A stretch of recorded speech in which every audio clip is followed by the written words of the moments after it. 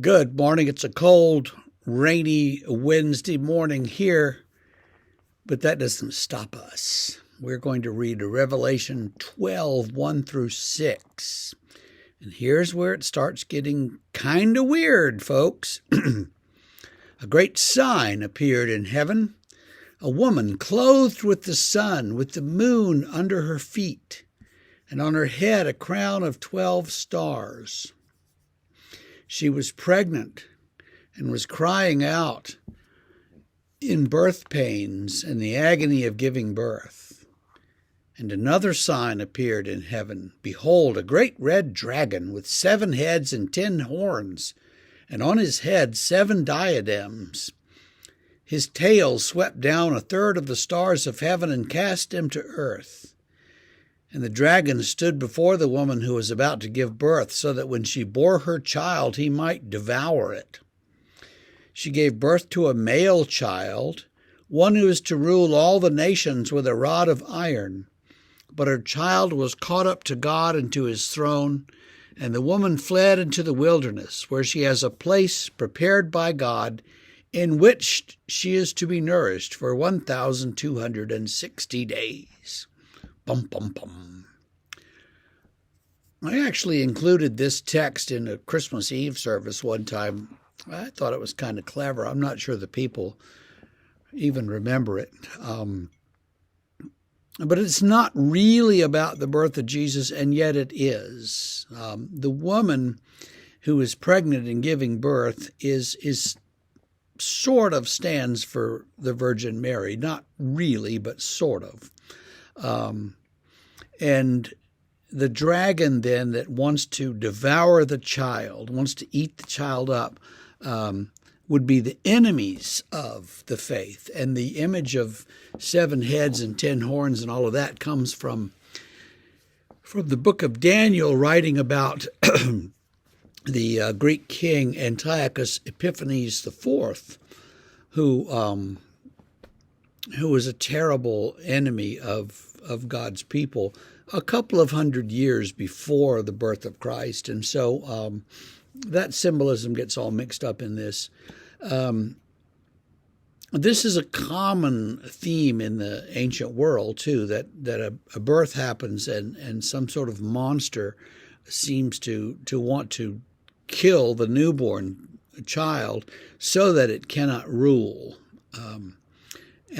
And so that he's picking up on all these themes and all these ideas to show that the church, that Jesus and the church then have enemies in this world, significant enemies that are going to attack and want to attack, and only God's protection keeps the child and the church safe.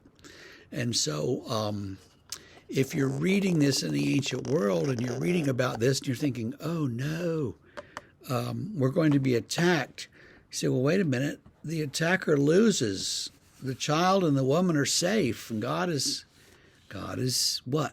Say it with me. God is in control. God knows what's going on, and there's no reason to worry.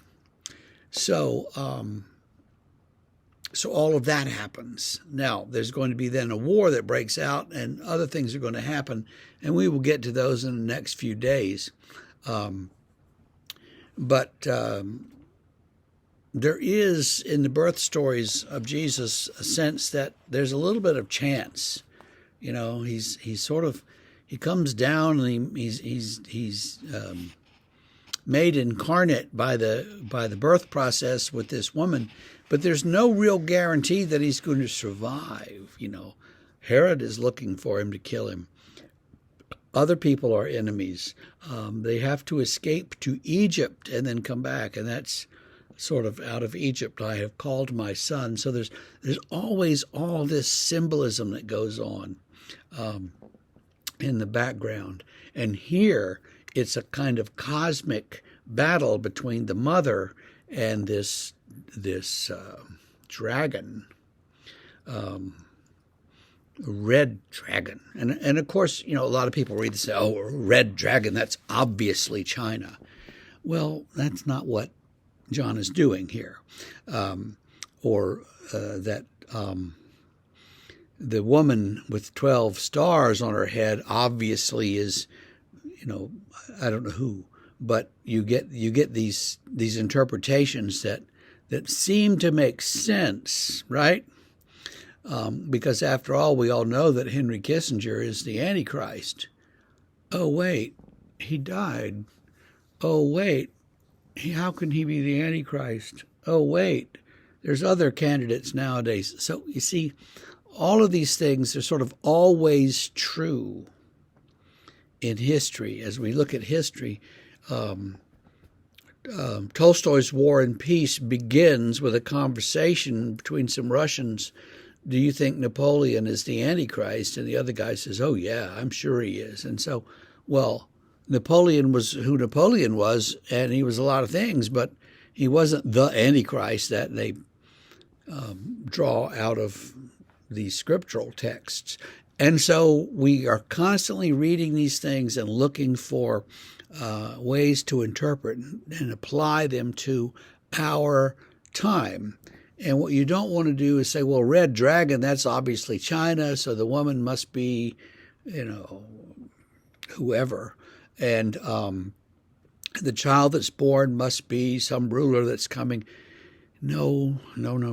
It's about the Messiah who is caught up by God to his throne, where he's kept safe. Figuratively, literally, he's not. The woman flees into the wilderness. Well, the wilderness is where the Jews always looked back to the time of the wilderness as a time of safety and prosperity. Whether it was or not, they looked back on it as that. And so the wilderness is always a symbol of a place where God protects you. And that's what we see here. So I feel like I'm rambling here and not making a lot of sense. I hope that it does make sense to you and that you're getting the picture that we can't apply these things directly to our political and historical context, and we can't